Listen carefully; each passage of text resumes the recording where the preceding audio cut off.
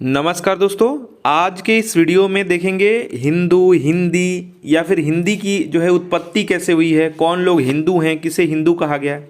तो ये सब चीज़ें यहाँ पर देखेंगे। तो सबसे पहले बात करेंगे कि जो हिंदी शब्द है, क्योंकि दोस्तों निकला कहाँ से वो हम देखेंगे। तो बुक्स के अनुसार अगर हम बात करें सीधा सीधा, तो हिंदी शब्द की उत्पत्ति पे आ जाते हैं सीधे सीधे। तो जो ईरान है या फिर कहिए कि जो फारस है, ये दोस्तों जो है इसके और जो है हमारे जो क्या कह सकते हैं, जो आयात निर्यात या कहिए जो व्यापारिक संबंध थे, विदेशी अगर बात करें तो अधिकतर जो विदेशी आए हैं वो हमारे सिंह द्वार से ही होकर आए हैं, यानी उत्तर पश्चिम से होकर के आए हैं। और ईरान और फारस में दोस्तों भारत का प्राचीन काल से दोस्तों ये संबंध इसमें रहा है, ठीक है। या फिर कहिए फारस कहिए, ईरान कहिए, ठीक है। तो इसमें दोस्तों क्या है, ये लोग यहाँ आते थे तो ये क्या करते थे, ये दोस्तों जो सिंधु नदी है, सिंधु नदी इसके आसपास रहने वाले लोगों, उससे वो जो है, पहले मैंने क्या बात किया, भौगोलिक रूप से लोग देखते थे, ठीक है। तो भौगोलिक रूप से जब देखते थे तो सिंधु नदी के आसपास, पहले तो जानते हैं आप अलग अलग देश नहीं था, पाकिस्तान, भारत, और अगर बात करें तो जो भी हैं आपके बांग्लादेश हैं, तो उस सबको वो देखते थे इकट्ठा रूप में सिंधु नदी के आसपास के क्षेत्र के रूप में, ठीक है, किनारे बसे हुए। तो दोस्तों सिंधु को ये हिंदू कहने लगे, क्यों? क्योंकि देखिए कहीं कहीं का ऐसा भाषा होता है, जैसे देखिए बहुत सारे हमारे शब्द हैं जो अदर लोग नहीं बोल पाएंगे, अदर देश के नहीं बोल पाएंगे। तो वो क्या बोलते थे, सौ को ह बोलते थे और ध को द बोलते थे। तो इस प्रकार से सिंधु को वो हिंदू बोलने लगे, ठीक है। तो दोस्तों क्या हुआ, धीरे धीरे ये सब चीज़, ऐसा नहीं हुआ कि आज बोला और कल ये नाम रखा गया, ऐसा नहीं होता है। ये धीरे धीरे क्रमवार चीज़ें होती हैं, ठीक है। तो क्या हुआ, यहाँ से दोस्तों जो है सिंधु को वो लोग हिंदू बोलने लगे। तो जो भी लोग थे उनको ये धीरे धीरे हिंदू बोलने लगे। तो लोग भी समझ गए कि हमको जो है हिंदू लोग बोलने लगे हैं। तो धीरे धीरे कि हमारा नाम हिंदू है। जिसे आप एक ही चीज़ को, जैसे हम लोग रेलगाड़ी को क्या कहते हैं, रेलगाड़ी को ट्रेन कह देते हैं। तो ट्रेन हिंदी में भी ट्रेन लिख देते हैं, क्या लिख देते हैं, हिंदी में भी ट्रेन लिख देते हैं। तो ट्रेन क्या हिंदी का शब्द है? नहीं, लेकिन लिखते तो हैं ऐसे, अधिकतर लोग लिखते हैं। लघुपति गामिनी तो थोड़ी कोई लिखता है। तो ऐसे ही धीरे धीरे ये चेंज हो गया, तो हिंदू कहने लगे। अब हिंदू यानी उस क्षेत्र में मुख्यतः अधिकतर जो भाषा लोग बोल रहे हैं, तो हिंदुओं की भाषा क्या हो गई, हिंदी हो गई, ठीक है। तो वैसे ही देखिए सिंधु से बना हिंदू, और हिंदू में दोस्तों मतलब इनकी हिंदुई भाषा, हिंदुई भाषा नहीं बोलते हैं, हिंदवी, तो ऐसे आपकी हिंदी हो गई धीरे धीरे। तो ये हिंदी हो गई। अगर संविधान की बात करें तो दोस्तों क्या हुआ, संविधान में हम उत्पत्ति की भी बात करेंगे, कौन सा भाषा कैसे कैसे आया है, कैसे लोगों को हिंदू, किसको हिंदी बोला गया है, ठीक है, सब चीज़ बात करेंगे। संस्कृत पहले आए कि पाली पहले आए, सब देखेंगे। तो अगर संविधान बात करेंगे तो दोस्तों जो है 14 सितंबर 1949 को दोस्तों राजभाषा के रूप में, ठीक है, राजभाषा के रूप में अंगीकार किया गया था। क्या राजभाषा, और लिपि कौन सी, देवनागरी लिपि। हिंदी को राजभाषा और लिपि यानी देवनागरी लिपि को दोस्तों जो है, अनुच्छेद अगर याद करना है तो 343 यानी 7 का दोस्तों ये क्या होता है, क्यू होता है। तो याद करना बहुत आसान है। तो इसी अनुच्छेद में ये बताया गया है। ये भी डेट याद रखेंगे, राष्ट्रीय हिंदी दिवस के रूप में इसीलिए इसको मनाया जाता है, ठीक है। 14 सितंबर को 1949 में अंगीकार हमने किया था। अब आगे बढ़िए। अब दोस्तों अगर हिंदी प्रेमियों की बात करें, ठीक है, लेकिन आप संविधान बात करेंगे तो भारत और इंडिया दो जो है अपने देश के लिए वो पुकारा गया है, ठीक है। अगर हिंदी प्रेमियों की बात करें तो हिंदी प्रेमी क्या कहते हैं, हिंदू को जो है कहते हैं कि हिंदू में हीन जो है ये हनन करने वाला, इस शब्द का अर्थ। और दू का जो अर्थ है वो दुष्ट, यानी हिंदू का जो अर्थ बताते हैं वो बताते हैं दुष्टों का हनन करने वाला, ठीक है, ये बताते हैं जो हिंदी प्रेमी। चलिए अब कुछ और भी बताते हैं। जैसे दूसरा देखिए, हिंदू का अर्थ हीनो, यानी हीन जो है इनके, हीन प्लस दू है ना ये, तो दू मतलब दलन, यानी हीनों का दलन करने वाला, ठीक है। तो ये इसको भी हिंदू बताते हैं, ठीक है। तो ये भी ठीक है। बाकी अगर बात करें तो देश में अभी करंट की बात करें तो जो है भारतीय या हिंदुस्तानी कहते हैं, ठीक है। क्या कहते हैं, भारतीय या हिंदुस्तानी बोलने में बोल देते हैं, लेकिन संवैधानिक रूप में आपको इंडिया दैट इज भारत ऐसे करके आपको मिलेगा, ठीक है।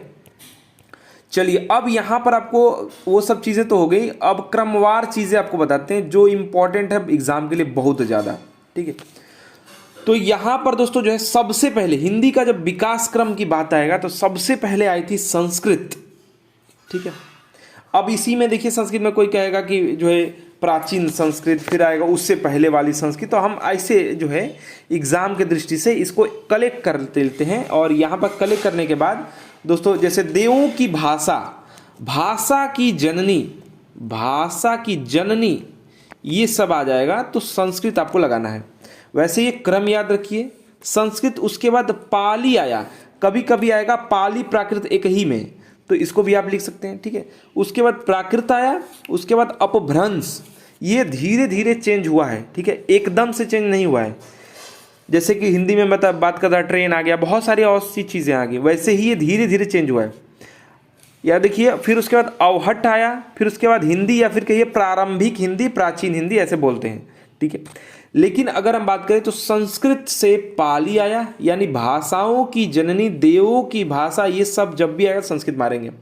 उसके बाद पाली, जैसे कि क्या होता है कि भाषा हमारा कोई होता है, जैसे अभी हमारा हिंदी भाषा है, लेकिन इंग्लिश के बहुत सारे वर्ड आ जाते हैं, तो कहीं पे आप देखेंगे क्लास में बोला जाता है कि इंग्लिश में पढ़ाया जा रहा है, इंग्लिश में मतलब क्या होता है, हिंदी प्लस इंग्लिश मिक्स करके। तो ऐसे ही चेंज धीरे धीरे हो रहा है। जैसे कि लोगों की भाषा बुद्ध भगवान के समय में पाली थी, ठीक है। जिसे अभी बात करें ऑफिशियल लैंग्वेज जो है जो यूपी में आपका उपयोग में लाया जाता है, वो आपका हिंदी लाया जाता है, ठीक है। तो ऐसे अगर आप देखें अलग अलग क्षेत्रों में अलग अलग है, लेकिन एक जगह से बात करें तो जो है उस संस्कृत के बाद पाली आई जो लोगों की भाषा थी, फिर उसके बाद लोगों की भाषा अगर प्राकृत बन गई। इसमें देखेंगे तो आप दोस्तों जो है जैन धर्म के जो देखेंगे महावीर स्वामी इत्यादि, तो ये यहाँ पर आपको इफेक्ट मिल जाएगा। फिर उसके बाद अपभ्रंश आया, यानी अब टूट फूट होने लगी, और भाषा में टूट फूट होने लगी, नए नए शब्दों का निर्माण होने लगा। फिर अवहट आया, फिर आपकी हिंदी या प्राचीन हिंदी या प्रारंभिक हिंदी स्टार्ट हो गई। अच्छा, अगर पूछा जाएगा कि दोस्तों जो है किस ग्रुप का ये हिंदी जो है ये किस ग्रुप का है, या कहेगा किस जो है समूह का शब्द है, तो याद रखिएगा भारोपीय जो है समूह का है। भारत में जो भारत का क्षेत्र है कहा जाए, हिंदुस्तान कहिए, भारतीय कहिए, कुछ भी कहिए, तो यहाँ पर दोस्तों जो क्षेत्र है इसको 4 भागों में दोस्तों जो है लगभग बांट देते हैं जो भाषाएं हैं यहाँ की। तो यहाँ पे दोस्तों जो है भारोपीय भाषा है जिसे इंडो यूरोपियन कहते हैं सबसे ज़्यादा, यानी अगर बात करेंगे तो 73% लगभग लोग बोलने वालों की संख्या है ये, ठीक है, बोलते हैं। द्रविड़ लगभग दोस्तों 25% लोग बोलते हैं। ऑस्ट्रिच दोस्तों जो है 1.3%, और चीनी तिब्बती जो है बोलते हैं 0.7%, ठीक है। तो ये दोस्तों अगर पूछ देगा कि हिंदी या प्रारंभिक हिंदी, हिंदी जो है ये किस ग्रुप का है, तो भारोपीय अगर दिया रहेगा तो इसको आप टिक करेंगे, इंडो यूरोपियन, ठीक है। तो अगर यहाँ पर बात करें हिंदी की, तो ये क्या है भौगोलिक रूप से था, बाकी चीज़ें आप जानते हैं कि जो है बंटवारा हुआ है अलग अलग चीज़ों में, लेकिन हमने आपको बताया कि अगर आ जाएगा क्रम तो इस क्रम को आप याद रखेंगे, विकास क्रम को, ठीक है। वैसे अगर बात करेंगे तो इंडो यूरोपियन जो है ग्रुप में इसको रखते हैं, संस्कृत पाली प्राकृत, यानी स प प अ, क्या है स प प अ ही। देखिए इसको याद करने के लिए स एक बार आएगा, 2 बार प आएगा, 2 बार अ आएगा, फिर आपके ह आएगा। तो ऐसे आप याद कर सकते हैं, संस्कृत पाली प्राकृत अपभ्रंश अवहट, फिर उसके बाद हिंदी, ठीक है। याद करने का और भी ट्रिक आपको बता देते हैं। जैसे सबसे पहले संस्कृत आएगा, देवों की भाषा है तो देव हमारे पहले हैं।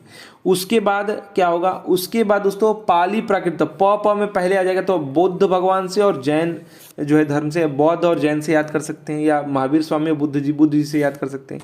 उसके बाद देखिए क्या होगा, जब पहले प था ना, तो अब अ पहले आ जा रहा है, प बाद में आ जा रहा है, तो देखिए अ लगा दिया है। फिर अवहट में देखिए ह और अ, यानी इन दोनों को मिला करके हिंदी बनेगा, इसके बाद हिंदी बनेगा, तो ऐसे याद कर सकते हैं, ठीक है। तो ये सब चीज़ें मैंने आपको याद करवाने का प्रयास किया। वैसे इसमें जो जो इम्पोर्टेंट है वो मैंने यहाँ पर आपको कवर कर दिया है, बाकी इसके आगे की क्लासेस में आपको अच्छे से समझाया जाएगा। आशा करते हैं दोस्तों आपको प्रयास हमारा पसंद आया होगा। वीडियो को लाइक शेयर कीजिएगा। हमारा वीडियो देखने के लिए धन्यवाद। Please like and share. धन्यवाद।